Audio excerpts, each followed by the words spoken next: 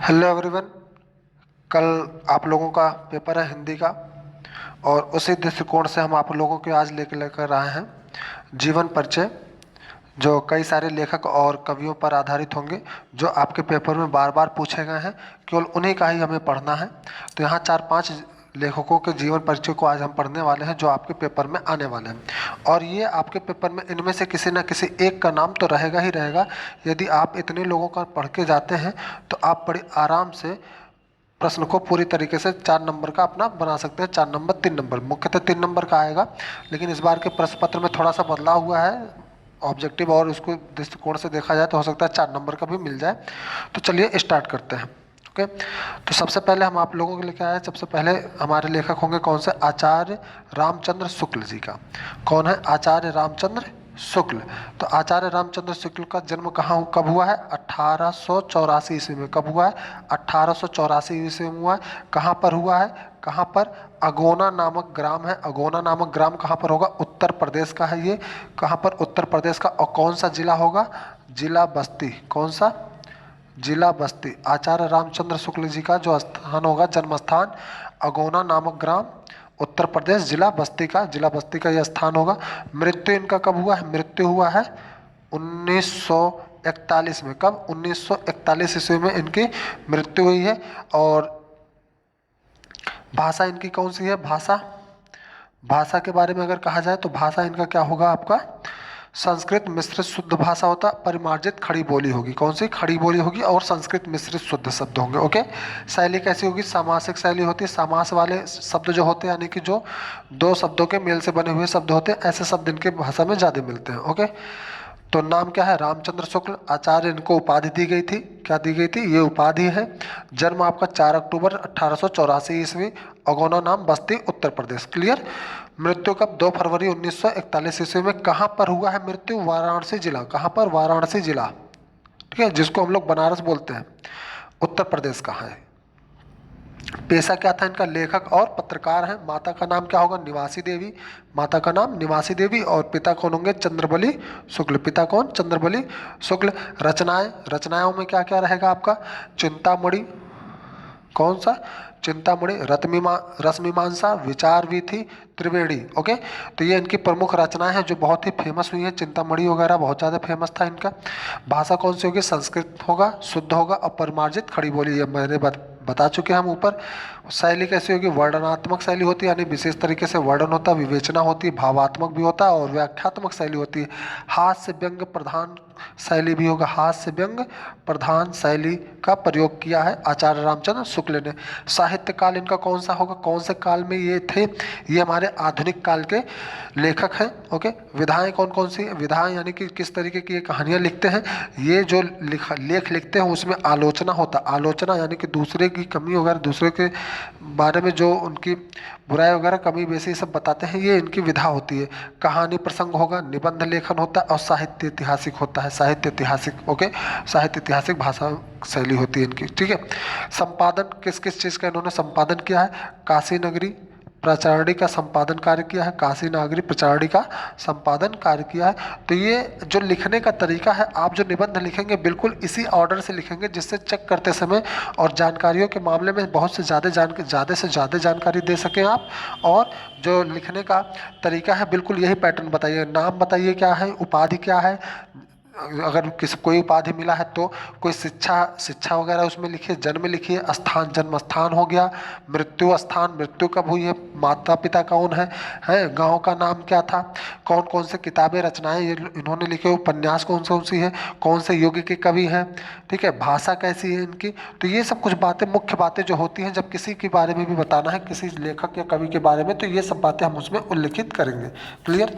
Next देखते हैं इनके निबंध संग्रह में। निबंध संग्रह में इन्होंने क्या क्या चीज़ दे दिया? निबंध में, संग्रह में आपका चिंतामणि के 2 भाग हैं। कितने हैं? चिंतामणि, मैंने कहा था चिंतामणि बहुत फेमस है। और विचार वीथी, ये विचार वीथी, ये दोनों इनका क्या है? निबंध है। ठीक है। इतिहास की दृष्टि से हिंदी साहित्य का इतिहास इन्होंने लिखा हुआ है। और आलोचना में सूरदास, रसमीमांसा और त्रिवेणी, ये आलोचनात्मक कहानियां हैं इनकी। ओके, संपादन में क्या क्या संपादन किया इन्होंने? काशी नगरी प्रचारणी में आपको बता चुका हूँ ये क्या, आनंद कादम्बनी है, जायसी ग्रंथावली, तुलसी ग्रंथावली, भ्रमर गीत सागर, हिंदी शब्द सागर, ये सब इनके कुछ संपादन है जो इन्होंने पूरा किया है। इनके बारे में अन्य बातें क्या क्या कहा जा सकता है, ठीक है। तो जो कहानी 11 वर्ष का समय, ओके, और काव्य कृति अभिमन्यु वध की रचना की है, ठीक है। अन्य भाषाओं में हिंदी से मतलब कई सारे ग्रंथों का हिंदी में क्या किया है, अनुवाद किया है। और इन्होंने मेगास्थनीज, एक हमारा प्रवासी है जो भारत में आया था, मेगास्थनीज का भारतवर्षीय विवरण इन्होंने दिखाया हुआ है, क्लियर। तो मेगास्थनीज का भारतवर्षीय विवरण दिया है। आदर्श जीवन है, कल्याण का आनंद है, विश्व प्रबंध, बुद्ध चरित्र और काव्य इनके प्रमुख अन्य लेख वगैरह हैं, ठीक है। इन्होंने कितने वर्षों तक किया है? 19 वर्षों तक काशी नगरी प्रचारणी का संपादन किया है। काशी नगरी प्रचारणी का संपादन कितने वर्षों तक? 19 वर्षों तक किया है, क्लियर। नेक्स्ट हम लोग देखते हैं दूसरे लेखक हमारे कौन होंगे? जयशंकर प्रसाद। कौन? जयशंकर प्रसाद हैं। इनका देखते हैं कि इनका जन्म कब हुआ? जन्म कब हुआ? 1889 में, ओके। देखिए ये इनका जो हमारे आचार्य रामचंद्र सुखदेव, ये 1884 में, 1884 के बाद 1889 में कौन हो गया आपके? जयशंकर प्रसाद हो गए। मृत्यु कब हुई है? 1937 ईस्वी में। कब हुई है? 1937 ईस्वी में इनकी मृत्यु हुई है। जन्म स्थान कौन सा है? काशी। काशी में ये पैदा हुए थे, जन्मे थे। पिता का नाम क्या है? देवी प्रसाद सुंगरी साहू बोला जाता है इनको। अन्य बातें इनको जो देखिए, इनका 11 वर्ष की अवस्था में पिताजी की मृत्यु हो गई थी, यानी इनका जो पालन पोषण करने वाले थे पिताजी, उनकी मृत्यु हो गई थी। इस वजह से इनका जीवन क्या हो रहा था? कष्टों में बीत रहा था, ठीक है, यानी बहुत दुख भरी जीवन इनके है। काव्यगत विशेषताएं क्या क्या होंगी? छायावाद के प्रवर्तक बोले जाते हैं, छायावादी की कवि है, नई विचारधारा होती, नई कल्पनाएं, नई शैलियाँ इन्होंने शुरू किया था। भाषा में कौन कौन सी थी? लिखने की जो भाषा है, भाषा कौन सी है? ब्रज भाषा है। बाद में क्या कर लिया? खड़ी बोली का इस्तेमाल किया, संस्कृत शब्दों का इस्तेमाल किया और लाक्षणिक और मधुर भाषा का भी इस्तेमाल किया। शैलियाँ कौन सी होती हैं? अलंकारों में नवीन उपमान का प्रयोग किया, अलंकार शब्द इस्तेमाल किए, ठीक है। क्या क्या रचनाएं की? काव्य, नाटक, उपन्यास, कहानी, इस तरीके के कई सारे रचनाओं का प्रयोग किया है, ठीक है। तो जो इनके जन्म था, ये प्रसिद्ध साहू समृद्ध परिवार में हुआ था, है ना, विख्यात परिवार में। 30 जनवरी 1890, है ना, 89 ओके, ठीक है। और उत्तर प्रदेश में कहाँ पर? उत्तर प्रदेश में हुआ है, ठीक। और पिताजी का नाम बाबू देवी प्रसाद, ठीक है, उनका पिताजी का नाम देवी प्रसाद, क्लियर। बड़े दयालु थे इनके पिताजी के बारे में बताया जा रहा है। कैसे थे? ये दयालु थे, कृपालु इंसान थे और गरीबों दीन दुखियों की हमेशा मदद करते थे, दान वगैरह हमेशा दिया करते थे, ठीक है। अब जयशंकर प्रसाद की जो कुछ रचनाएं हैं जो बहुत ज़्यादा फेमस हुई हैं, उनके बारे में बात कर लेते हैं। जैसे काव्य इन्होंने कौन कौन से काव्य लिखे थे? चित्राधार, लहर, झरना, प्रेम प्रतीक, आंसू, कामायनी इनका बहुत फेमस है। कामायनी में जो है इनका बहुत ज़्यादा महाकाव्य है, ये बहुत प्रसिद्ध महाकाव्य है इनका, ठीक है। नाटक में चंद्रगुप्त, स्कंदगुप्त, ध्रुव सामनी, अजातशत्रु, राजश्री, विशाखदत्त, कल्याणी परिणय और जन्मेजय नाग यज्ञ, ओके। तो ये सब देखिए, चंद्रगुप्त, स्कंदगुप्त, अजातशत्रु, ये सब हमारे क्या है? इतिहास से संबंधित है, ठीक है। उपन्यास में कौन कौन सा उपन्यास लिखा? कंकाल लिखा है, तितली लिखा है और इरावती लिखा है, क्लियर। काव्य और अन्य निबंध संग्रह, इनके लिए निबंध सबसे ज़्यादा होते हैं, ठीक है। और 69 कहानियाँ लिखकर हिंदी साहित्य की बहुत वृद्धि की है। पुरस्कार, देवरथ और आकाशदीप इनकी प्रसिद्ध कहानियाँ हैं। कौन कौन से? पुरस्कार, देवरथ और आकाशदीप, ये इनकी क्या है? प्रसिद्ध कहानियाँ हैं, ठीक है। कामायनी में मनु, श्रद्धा और ऋणा की कथा है, बिल्कुल बहुत भी फेमस था, ये चर्चित था। द्विवेदी युग की स्थूल, द्विवेदी युग के थे और छायावाद के प्रवर्तक माने जाते हैं। किसके? छायावाद के प्रवर्तक हैं। और ये बहुत ही युग परिवर्तक के रूप में नाटककार, निबंधकार, उपन्यासकार और कहानीकार के रूप में जाने जाते हैं। कौन जाने जाते हैं? कौन जाने जाते हैं? Jaishankar Prasad, clear. Next, doctor Rajendra Prasad. Doctor Rajendra Prasad, इनको तो सब लोग जानते हैं। डॉक्टर राजेंद्र प्रसाद कौन थे भाई हमारे साथ, ठीक है। डॉक्टर राजेंद्र प्रसाद के बारे में बहुत सारे लोग जाते हैं, हमारे स्वतंत्रता सेनानी वगैरह थे, ठीक है। और भारत के प्रथम राष्ट्रपति एवं महान भारतीय स्वतंत्रता सेनानी थे। भारत के प्रथम राष्ट्रपति के बारे में अगर पूछा जाता है तो किनका नाम आता है? डॉक्टर राजेंद्र प्रसाद का आता है। और इन्होंने संविधान बनाने में भी महत्वपूर्ण भूमिका निभाई है, ओके।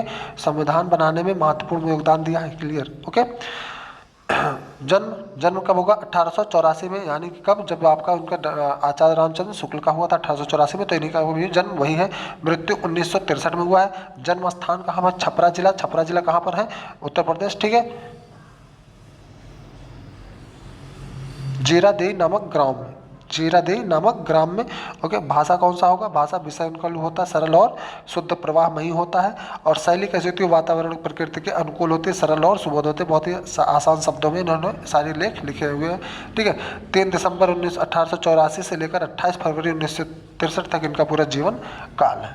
ठीक है, 3 दिसंबर 1884 से 28 फरवरी 1963 भारत के प्रथम राष्ट्रपति और महान भारतीय स्वतंत्रता सेनानी थे।